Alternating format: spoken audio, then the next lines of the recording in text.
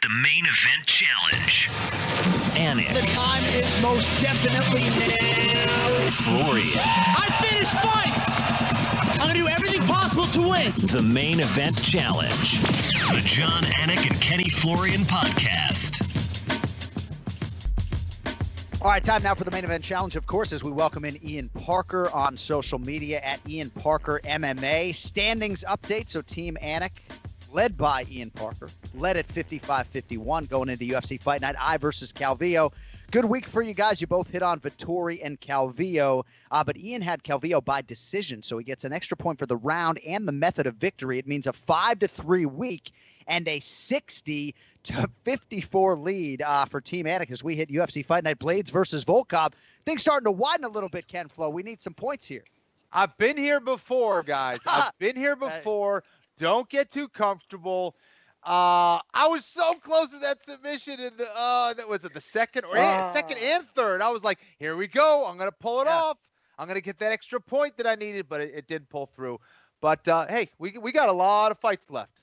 These are huge swings, Ian, as you know. If he gets Cynthia home by submission there in round 2, it can be a 4 or even 5-point swing. So that's what's up. Yeah, but what happened was the decision and the swing went this way. Yeah, so, that's right.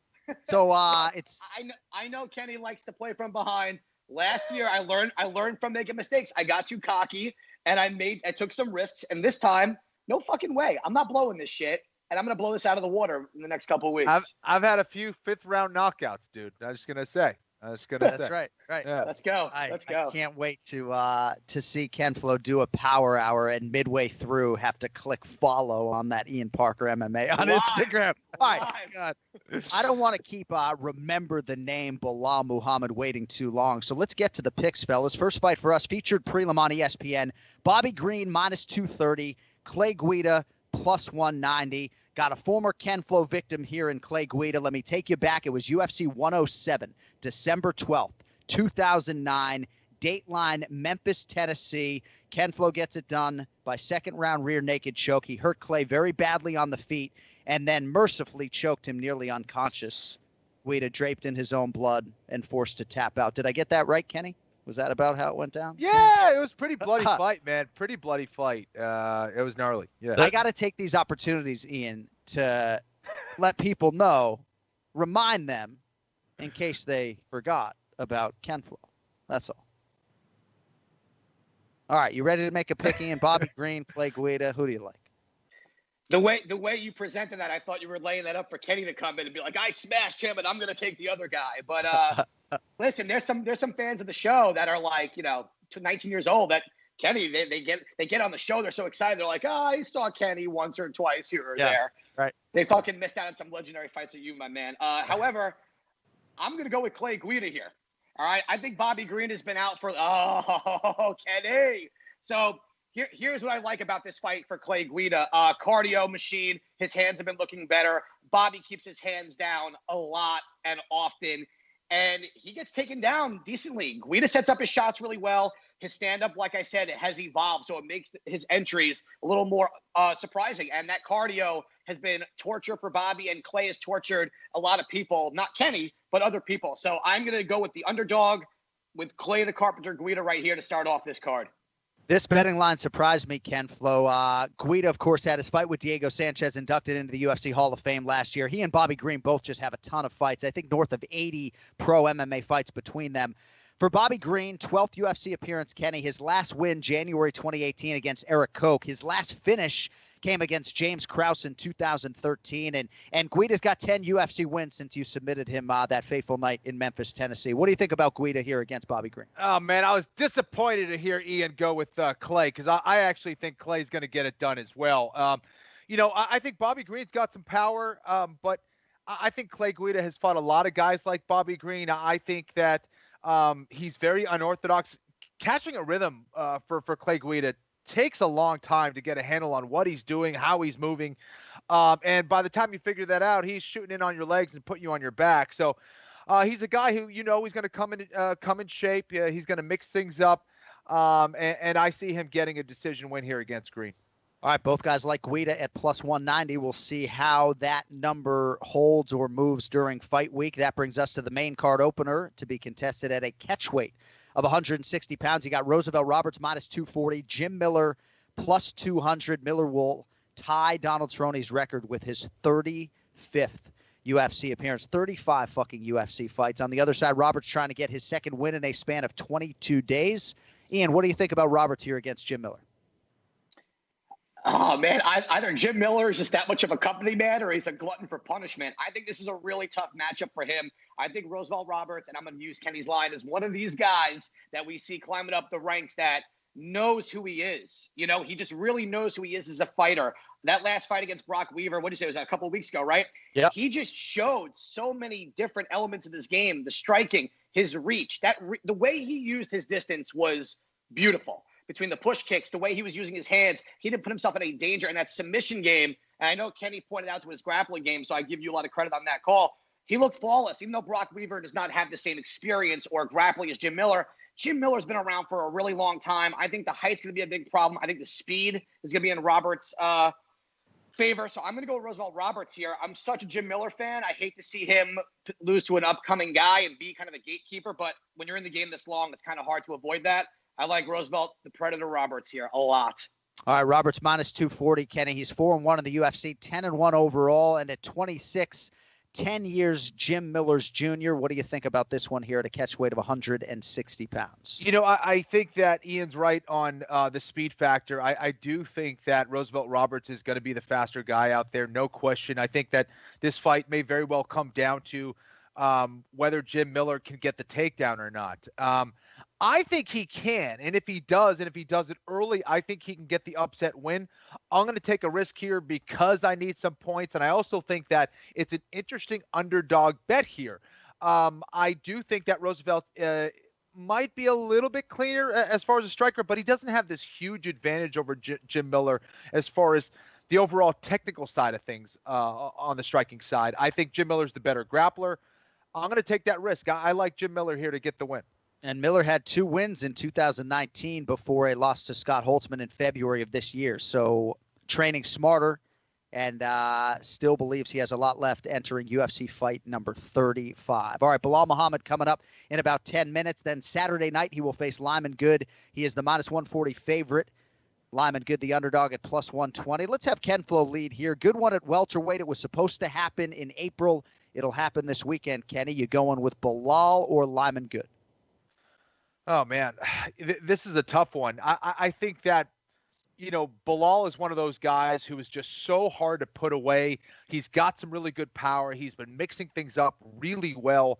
And I think a lot of people just kind of underestimate him. I think for Lyman Good, I think he's probably faced, as of late, maybe a little bit better competition. You know, Lyman's a guy with a tremendous amount of experience. You know, if I have to pick right now, which I do, I'd be leaning towards Lyman Good to get a decision win.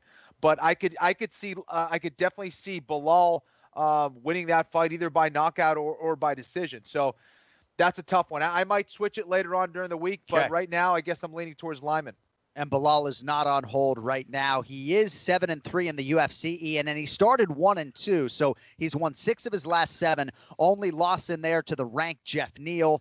Lyman Good, obviously injuries have been a big part of the narrative. He did have COVID-19. He's alternated wins and losses in his 5 UFC fights, spanning as many years on the roster. What do you think? Your guy, Belal Muhammad, taking on Lyman Good. Yeah, Kenny, I don't know if I would have picked against him when you have to interview him in like 2 minutes. That's I like your KenFlo don't give a shit. Yeah, well, if one of DC's guys are on here, we know Kenny's going there, so that's a lie, but it's okay. You know what? This is such awesome matchmaking here. Lyman Good's been around for a while, back to the Bellator days. He's always been a guy with good takedown defense, tremendous power for this weight. You know, against Chance Recountree, I'm probably pronounced that name wrong. I'll wait to get abused later in that. Maybe it was closer than I thought. I don't know, but he just showed great composure. He didn't blow all his muscle strength when he lit him up a couple times, which was an improvement in his patience. You know, when he rocks guys. But my guy Belal is just a cardio freak, a takedown machine. And I think if he puts Lyman on his back, he could steal the first 2 rounds and force Lyman to have to come out and swing for the fences. And that's where I'm going to go with on this one. Put bias to the side. I just think Belal's wrestling game may be too much. And I think he's smart enough to get away from the power of Lyman Good. And Belal's a buddy of mine. I love him. He's awesome. So I'm going to go Belal in this fight as well. All right, a couple of dissenting opinions so far. We like that.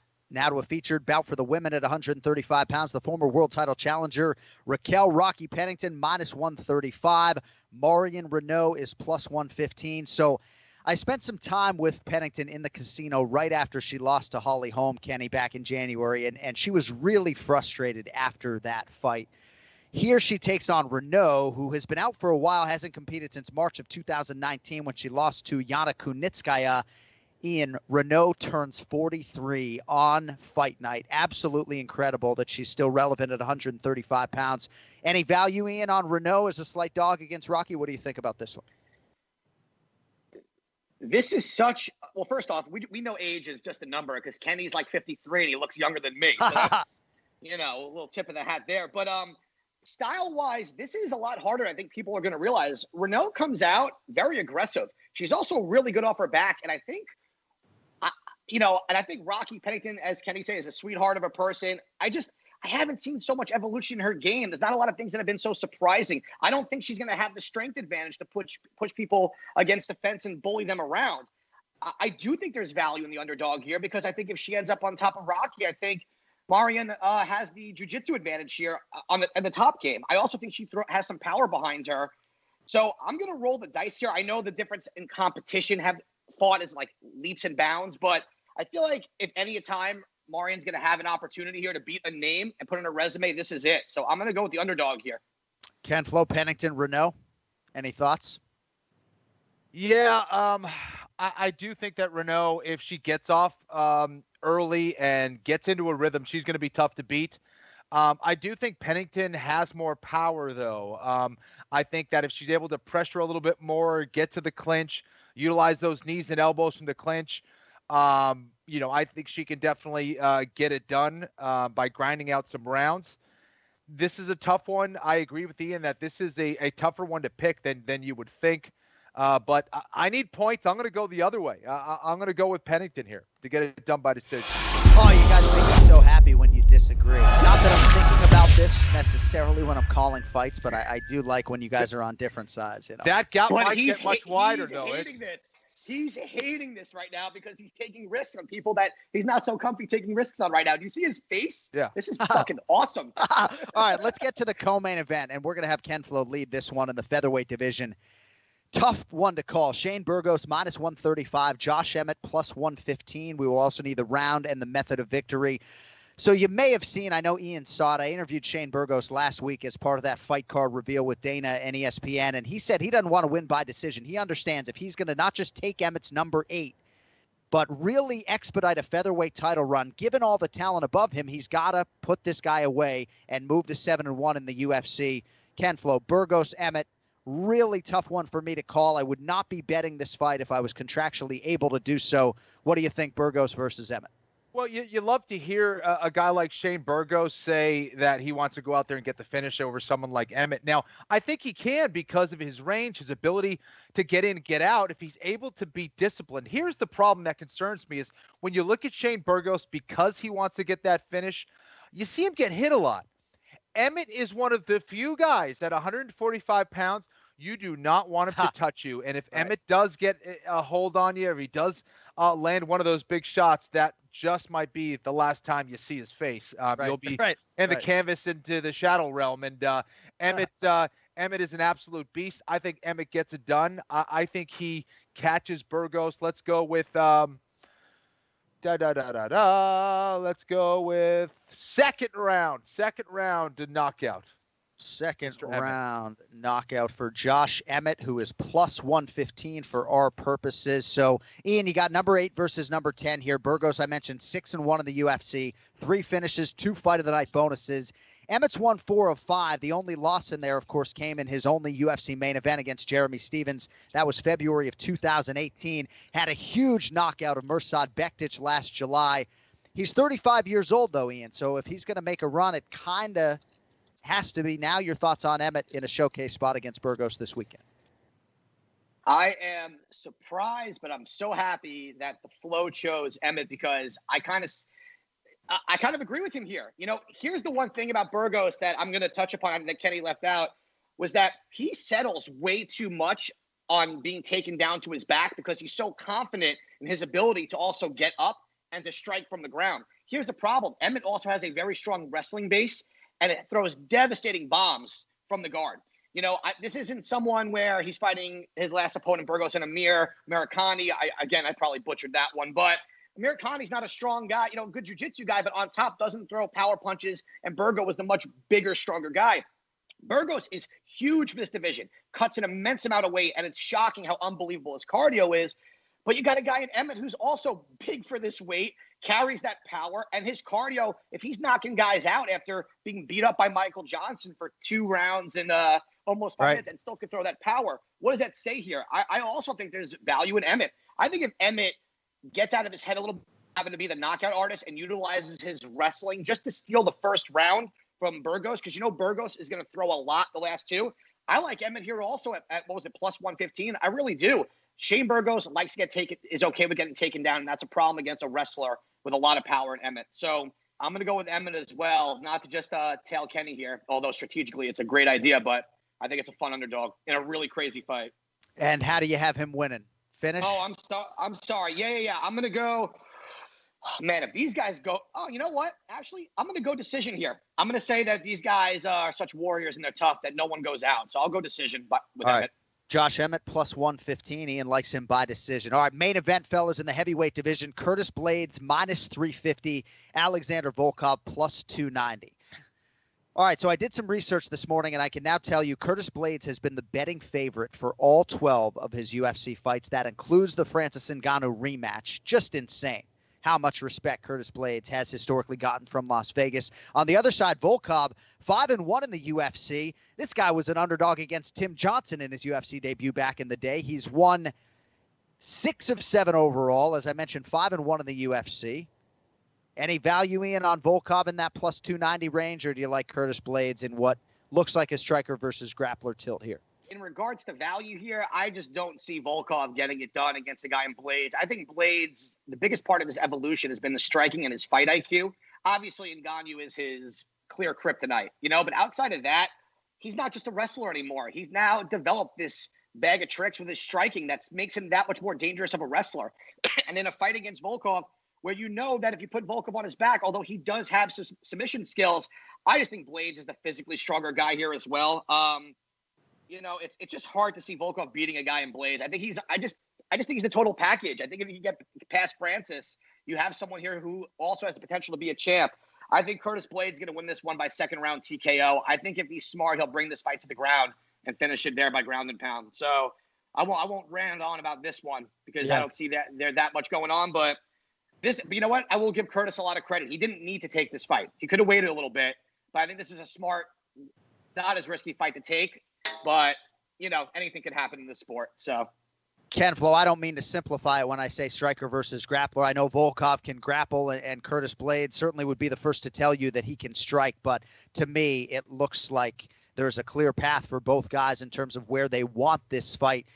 The Blaydes narrative's crazy, Flo. Only pro losses to Ngannou in his pro debut, and then the rematch a little bit more recently. That's a big issue for Blaydes. I think he's got to take fights because he knows Ngannou is going to be next. And, there's no end in sight, at least in terms of a title shot. So I think Blaydes is smart. Take a main event. The question is, how does he do in it? Well, I do think it's interesting, that statistic that you brought up, that Blaydes has been the favorite in all of his, or 12 of his fights in the UFC. I think it has a lot to do with the fact that you look at the guys who have been champions in the division, they've all been grapplers. You look at Stipe, Daniel, and Cain Velasquez and Fabricio Verdum. Those are the guys that have been, the champs in that division. There's just not a whole lot of good grapplers in the heavyweight division. And I see that being a big disadvantage for Volkov. Can he grapple? Sure. Can he deal with Blaydes? I don't think so. I think that Blaydes is going to have the ability also to really get respect with his striking. and open up the game enough where Volkov's going to give him that respect and allow Blaydes to eventually hit those takedowns. I could see Blaydes winning early. He does have some surprising power. I'm going to go with another second round TKO with Curtis Blaydes. I think he gets it done against Volkov.